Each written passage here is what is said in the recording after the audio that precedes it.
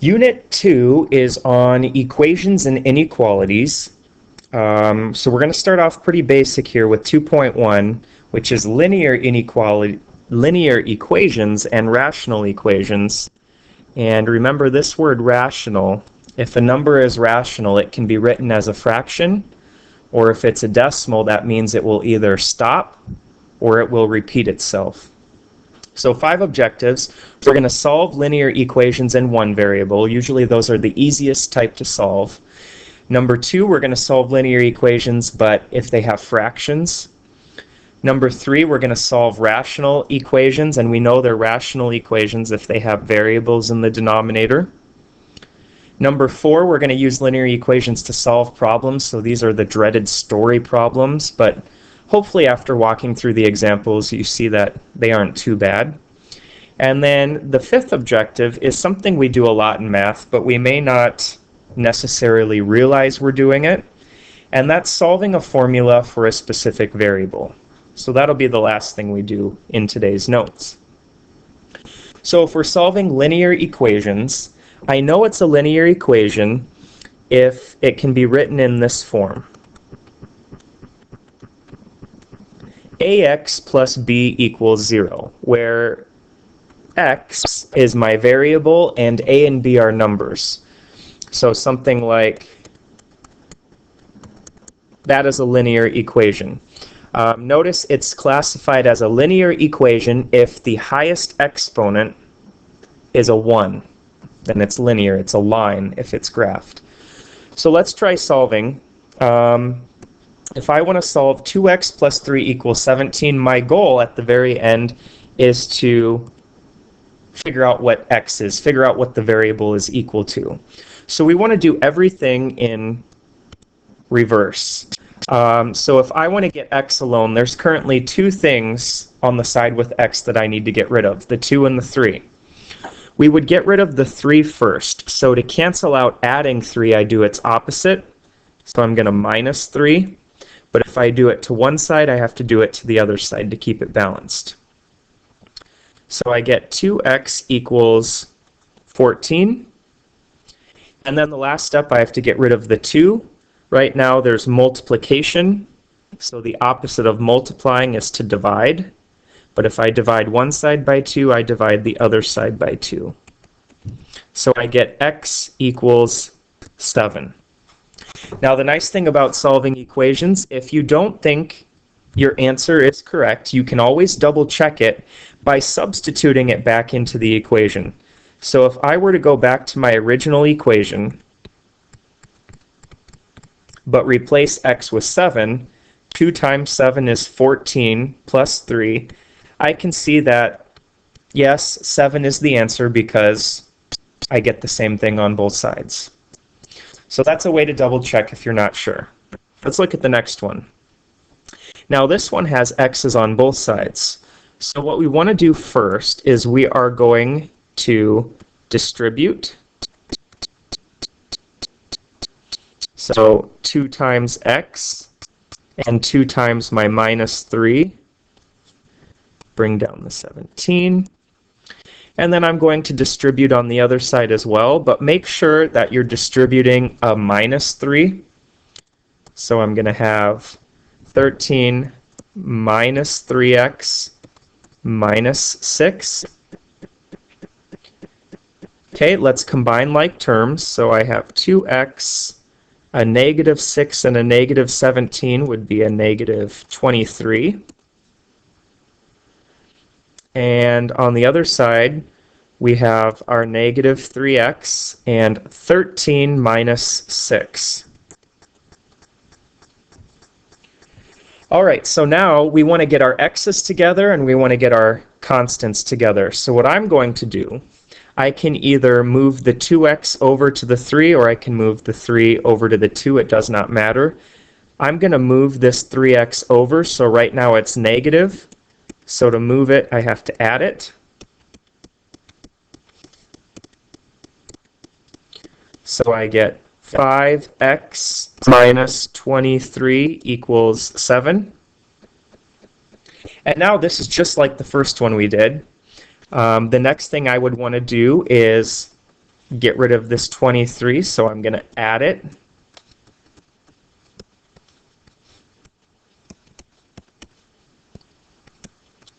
And then the last step would be to get rid of the 5, so I'll divide. So I get x equals 6. And if I wanted to check, I could plug the 6 in back for the x's, and I would see that the two sides would equal each other. All right, so this one is still a linear equation. We just have fractions involved. So what I tell people, because fractions can be intimidating, let's get rid of the fractions. So what I want you to picture is this whole thing in parentheses. And what we're going to do is we're going to times by the common denominator. So if I look at the two things in the bottom, I have a 4 and a 3. What is the smallest number that 4 and 3 will both divide into? And hopefully you're saying that it's 12. So what you can do is we're going to put a 12 out front. If I do this correctly, when I'm done with this math, I won't have fractions anymore. So here's what you're going to think. 12 divided by 4 would be 3. But I still have the x minus 2.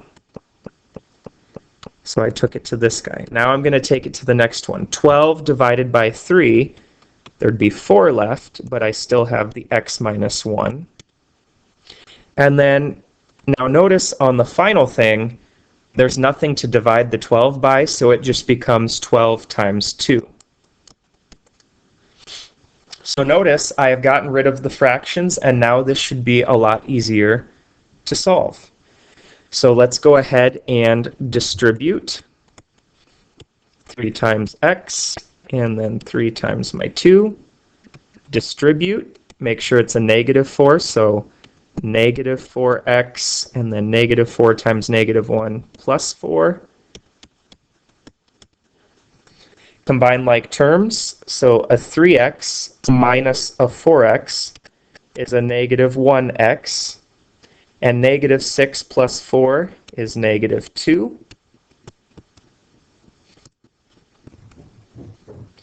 Okay, the next thing I'd want to get rid of is the 2, so to do that, I am going to add 2.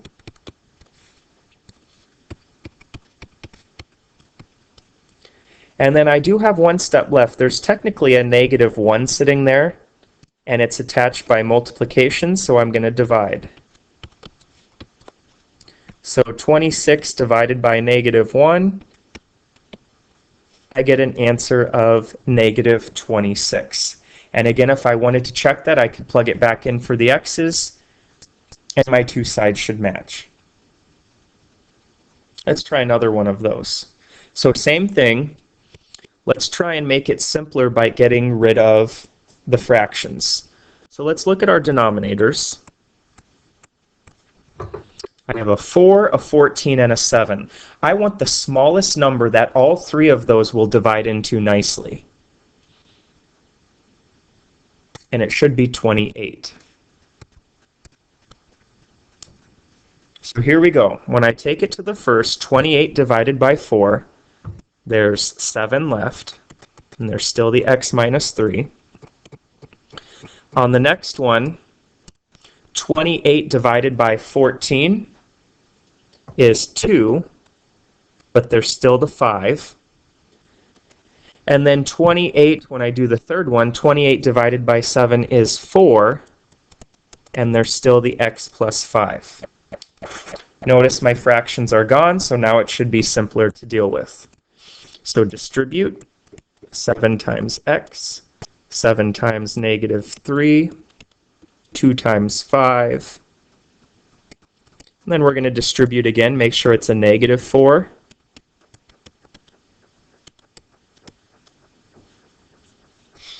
Combine like terms on the right side. So 10 minus 20.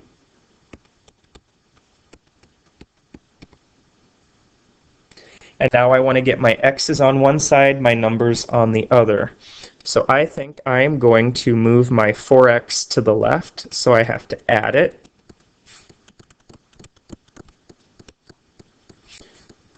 So I would have 11x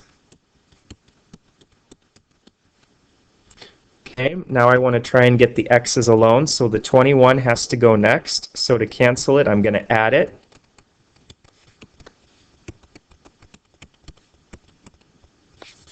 And then the last step would be to get rid of this 11. So right now it's multiplied, so I want to divide it. 11 divided by 11 is 1. So this answer would be 1.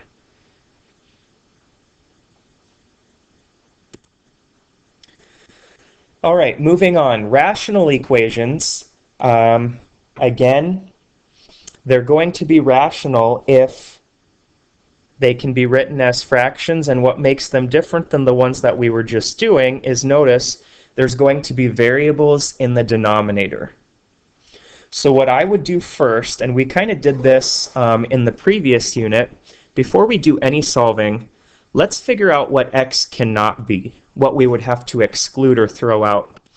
So remember, I don't want the bottom to be 0. Well, what would make that 0?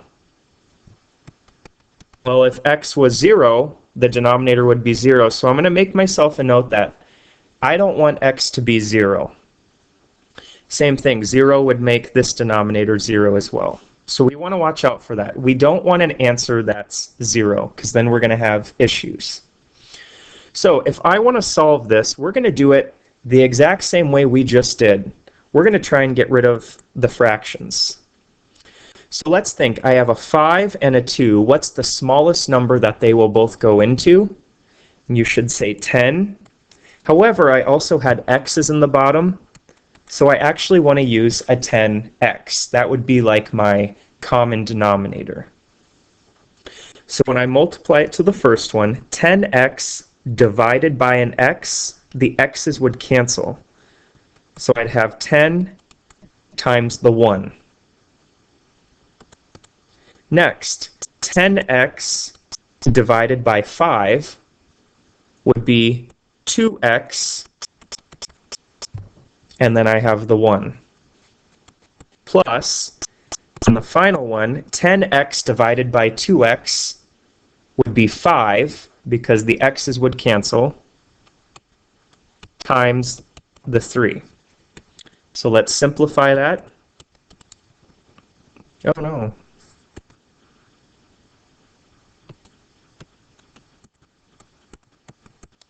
So I just did my multiplying.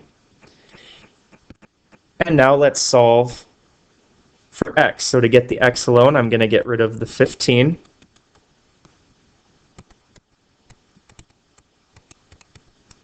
And then there's one step left. I have to get rid of the 2, so to cancel out the multiplying, I'm going to divide. So since it doesn't divide to a whole number, I'm going to leave it as a fraction answer, -5/2.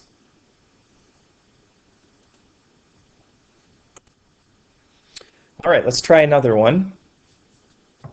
So again, we're going to get rid of these fractions. And let's make ourselves this note. This 9 technically does have a denominator. It's over 1. There's a 1 understood to be down there. So what would my common denominator have to be? Well, it looks like it would have to be x minus 3.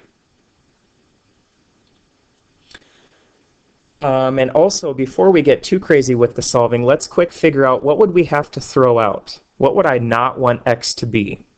Well, if I look at my denominators, if I quick set that equal to 0 and solve, I see that x would be 3.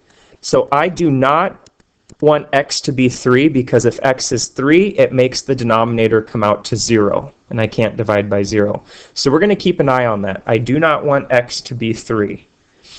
All right, let's go back to solving. So when I give it to the first guy, x minus 3 divided by x minus 3, they would cancel out, and I'd still have the x from the top. When I give it to the next set, x minus 3 divided by x minus 3, again, they would cancel out, but I'd still have a 3. And on the last one, x minus 3 divided by 1, I'd still have x minus 3. So the 9 has to get multiplied to x minus 3. So let's go ahead and distribute.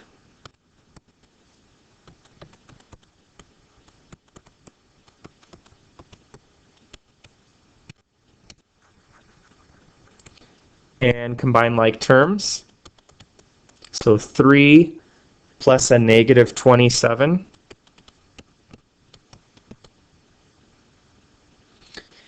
And now let's solve. I need to get my x's together, so I'm going to move the 9x over. I'm going to subtract it over.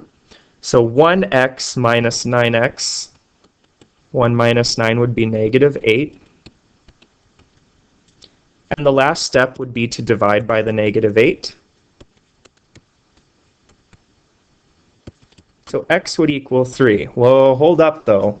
I thought at the beginning we said, hey, x can't be 3. But that's the answer we got. So because 3 makes the denominator come out to 0, I actually have to throw that out. So we would actually say this answer is no solution. It does not end up having an answer. There's nothing that will make this equation equal. Oops. All right. Next example. Consider the equations below. So y sub 1 is that equation and y sub 2 is the other equation. Find the values for which they equal each other. So I'm going to quick set them equal to each other. So there's y sub 1. And I want it to be equal to y sub 2. So I want to solve this. I want to figure out what would make them equal. Before we get too crazy, let's take this denominator and factor it. Let's see what it's made up of. So off to the side here, I'm going to mark it. I want to multiply to negative 12 and add to 4. So what two numbers multiply to negative 12 and add to 4? Should be a 6 and a negative 2. So really, it would break into x plus 6 and x minus 2. All right. Let's also quick make ourselves the note, what can x not equal? Well, if I look at this first guy, x cannot be negative 6, because that would make that denominator 0. If I look at the next guy, x cannot be 2, because that would make that denominator 0. And again, I would get negative 6 and 2. So I do not want negative 6 or 2 as answers. If I get them as answers, I have to throw them out. Okay, so what we're going to do is just like we did on the others. We're going to get rid of these fractions. So what would be my common denominator? What would it have to be made up of? Well, I would need to have an x plus 6 as part of it. And hopefully you can see we would also need an x minus 2. So if I multiply it to the first set, what would divide out? The x plus 6's would divide out. So I'd have my 3, but it would be getting the x minus 2. When I multiply the quantity to the next fraction, what would divide out? The x minus 2's. So the 1 would be getting the x plus 6. And when I multiply it to the third quantity, what would divide out? Well, we saw that it was made up of x plus 6 and x minus 2. They would both cancel. So I'd be left with just a 4. So let's distribute 3x minus 6 plus 1x plus 6. Combine like terms, 3x plus 1x. Negative 6 plus 6 would be 0. And there's one step left. I need to divide by 4.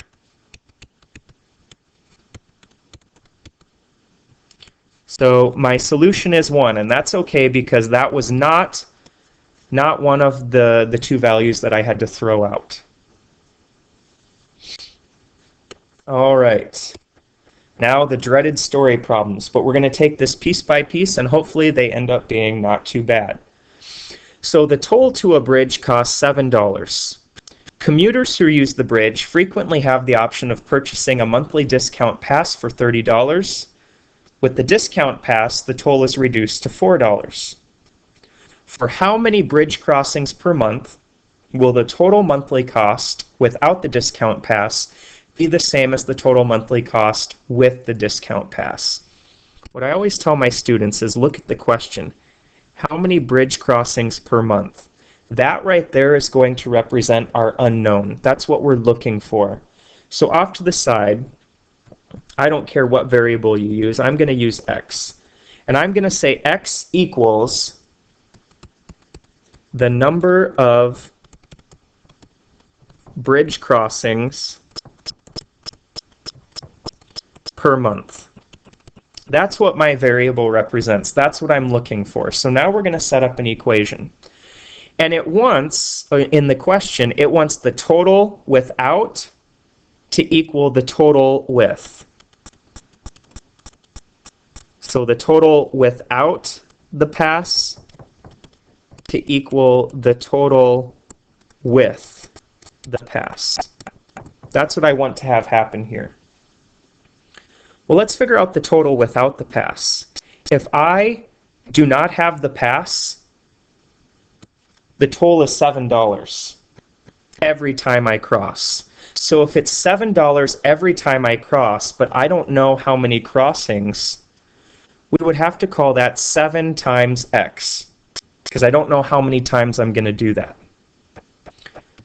On the other side, what would be my total with the pass? Well, if I do have the pass, then every time I cross the toll, it's $4. But I also have to pay for something else. I have to pay for the pass, the $30 pass. So we would use addition. Now sometimes people will tell me, oh, should it be 30x? No, because I only pay for the pass once. So I don't want a variable with it. So now we just have to solve this. I would get the x's together, so I would subtract the 4x over. So I get 3x equals 30, and then there's one step left. Get rid of the 3. So divide. So we get 10, and now I'm big on labels. I want to know, what does this 10 represent? Cats, potatoes, what is it? Well, look at our variable. It was the number of bridge crossings per month. So it's 10 bridge crossings per month. That is when the two would be equal in value. Your local computer store is having a terrific sale on digital cameras. After a 40% price reduction, you purchase a digital camera for $276.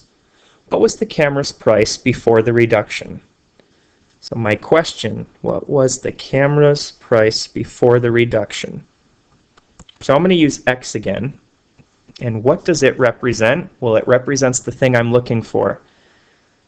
The price before the reduction. Or you could think of it as the original price before any sales were applied. So think about any time you buy something, when they calculate the price, they take the price, and then it was 40% off. Anytime we work with percents, we need to convert them to a decimal. So it's like I divide by 100, or I move my decimal 2 to the left. So 40% as a decimal is 0.4. And I'm going to take 0.4 of the original price. I want to know what is 40% off of the original price. And then you have to think, what operation will be between them? Well, if it's a sale, you should be paying less. So we should see subtraction. Otherwise, you'll get something higher, and then I would find a new store to shop in. And we know after taking off this discount, I should only be paying $276, because that's the sale price.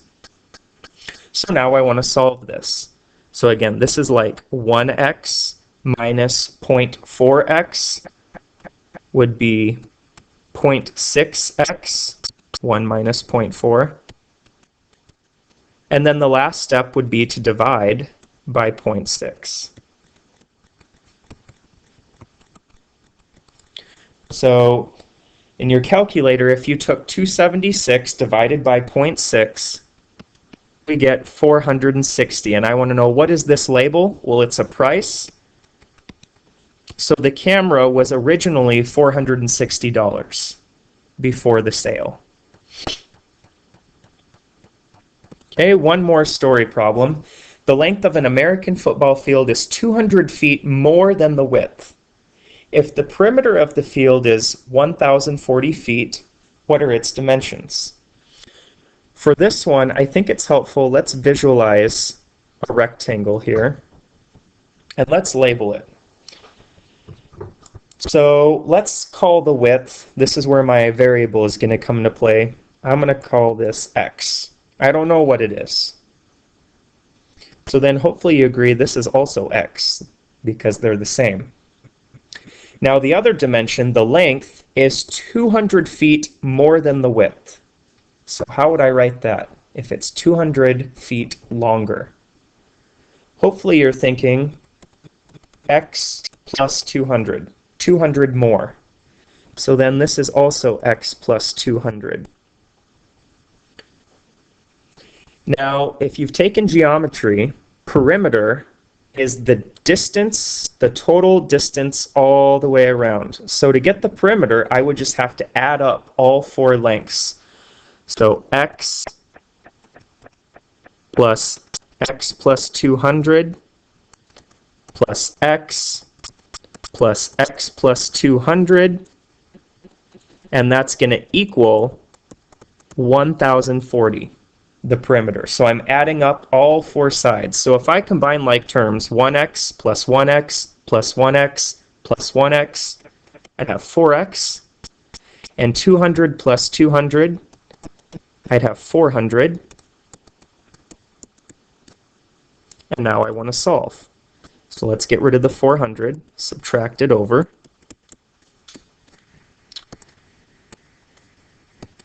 So I get 4x, so 1,040 minus 400 should be 640.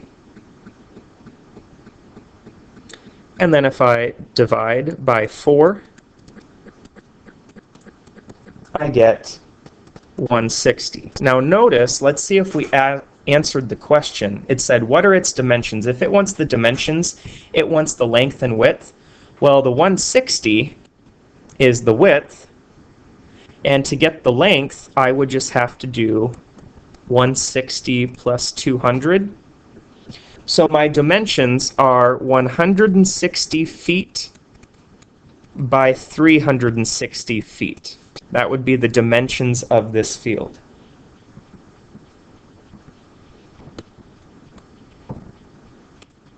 All right, the final thing that I would like us to do is solving a formula for a variable. So if I ask you to solve a formula for a variable, it means I would like you to get the variable alone, just like what we were doing when we were solving all the previous equations.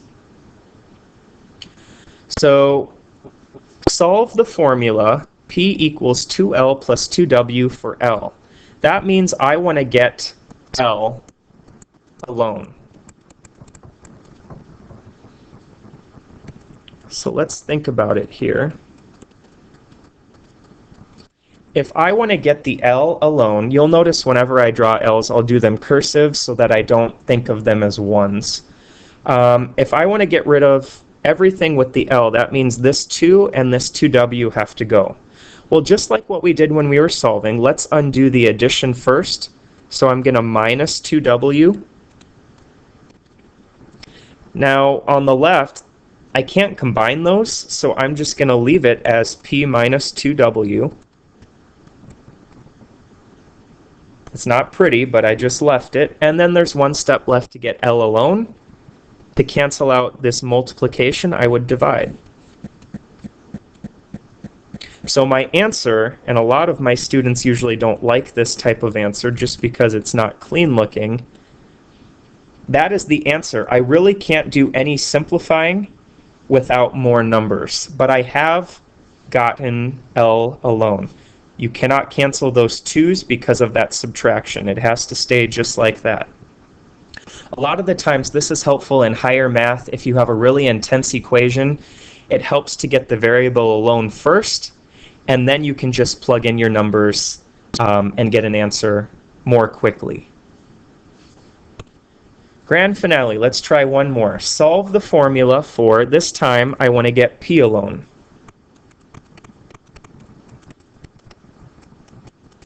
Now what makes this one tricky is there are 2 P's. Well, it's kind of hard to spot, but what you can do first, since both of these have P in them, think of it as a greatest common factor. We can factor it out, just like we did in the factoring section. So if I factor out a P from both of these, the first guy, there will still be a 1. And the back guy, there will still be an R and a T. It's like I've divided the P out. And believe it or not, there's only one step left. To finish getting P alone, since this is multiplication right here between them, I can divide that entire thing over. I can do that because it was multiplication. So my answer, P equals A over 1 plus RT. And that would be my final answer.